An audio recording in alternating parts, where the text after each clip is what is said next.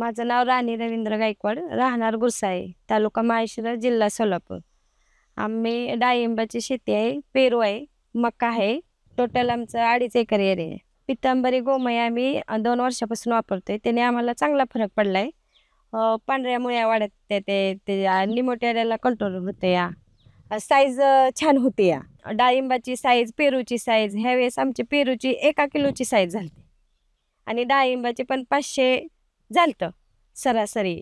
आमचा 1 एकर डाळिंब आहे आणि पेरू अर्धा एकर आहे. तर आम्ही पितांबरी गोमय डाळिंबाला 1 टन वापरतो आणि पेरूला अर्धा टन वापरतो पितांबरी गोमय. पितांबरी गोमय वापरल्यामुळे आमची फळं मोठी म्हणजे साईजला झाली आणि आमच्या मुळ्याही चांगल्या अशा पांढऱ्या मुळ्या वाढायला लागल्या. असं निमोटेड्याचा ही कमी झाला.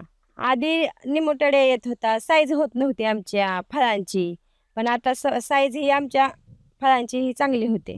आधी 250-300 वजन भरायचं, आता 500 ग्रॅम होतंय डाळिंबाचं.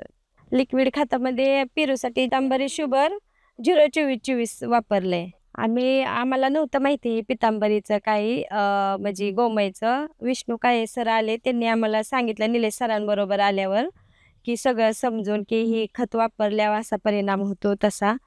मग ते आम्ही खत वापरायला सुरुवात केली तर आम्हाला त्याचा चांगला परिणाम झाला डाळिंबाला, पेरूला. आधी आमचं डाळिंबाचं 1 टन 1.5 टनच्या वरती माल गेला नाही. आमचा गेल्या वेळेस 2.5-3 टन माल गेला डाळिंबाचा. पेरूचा जवळजवळ 1.5 टन माल गेला आमचा. ही बाग मी एकटीच बघते आणि औषधं ही सगळी मी एकटीच हँडल करते ह्याची. डाळिंबाची, पेरूची, दोन्हीची पण. सगळं काय असेल ते बांधणे हे सगळं माझं बघून 2 शेतकऱ्यांनी पितांबरी गोमय वापरायला घेतलं. त्यांना पण रिझल्ट छान मिळालाय. घरामध्ये पितांबरी शायनिंग पावडर आहे, त्यांनी पण रिझल्ट चांगला आणि शेतामध्ये पण आम्ही पितांबरी गोमय वापरतो ना, त्यांनी पण रिझल्ट चांगला आलाय. फळांवर चकाकी ही एकदम अशी छान येते.